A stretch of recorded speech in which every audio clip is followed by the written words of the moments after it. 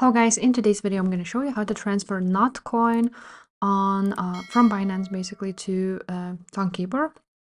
So what you want to do is go ahead to Binance, click on wallets and click withdraw. Now we want to choose the first option, withdraw crypto, and now we want to search for Notcoin, which you should have. Now you want to click send via crypto network. Now you need to get the address from Tonkeeper. Now, once you go to Tonkeeper and you click receive or click on any of the coins, once you click receive, you will see the address here. And you may think that you can only receive Toncoin here, but actually you can receive any coin on Tonkeeper network.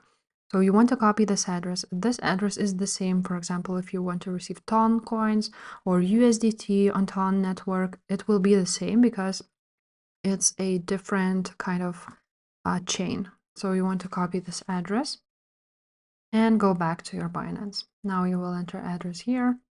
And now you will choose Ton network. The memo is not required because you are sending to Tonkeeper. Now, once you have entered how much you want to withdraw, you can go ahead and click withdraw. As you can see, the network fee is 60 knots. So I don't have that much, that the withdrawal must be at least 120 knots, as you can see.